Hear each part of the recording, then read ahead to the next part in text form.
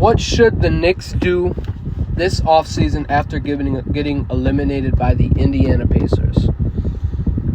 They can do a couple different things. I think the big thing that they need to do is get some depth.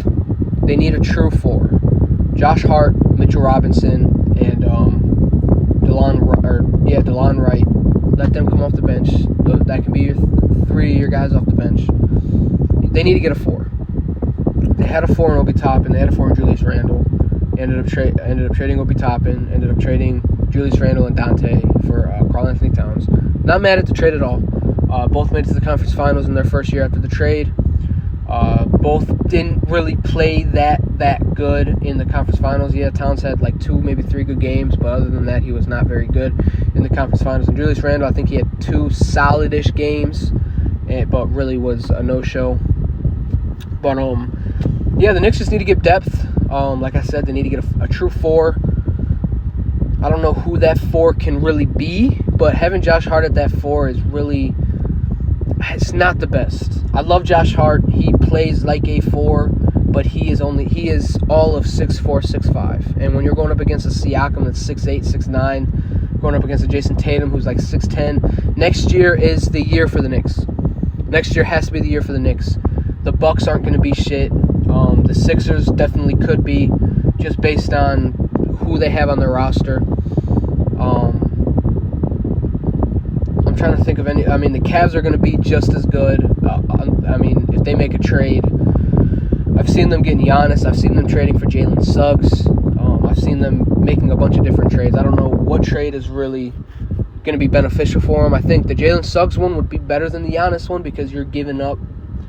Because if the Bucks trade Giannis to the Cavs, you have to give up Darius Garland and Evan Mobley, and I just don't think that the Cavs want to give up Mobley. But for the Magic situation, I've seen that Jalen Suggs can get traded for Darius Garland. Maybe not straight up, but I think that could be good because then you have Garland, KCP, Franz, Paolo, and Wendell, or Gogo Batadze, or Mo Wagner when he comes back. I don't know.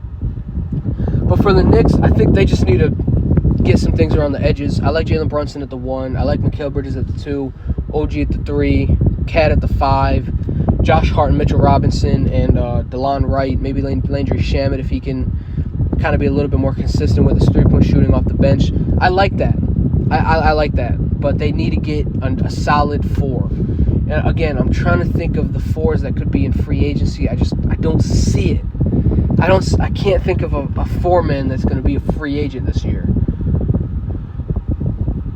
Even if it doesn't have to be this all-star, all NBA. Even, you have a guy that you would love to trade for. I just don't know what you trade. Cam Johnson would be perfect for this team. Defense and three-point shooting. That would be the perfect 4-man for this New York Knicks team.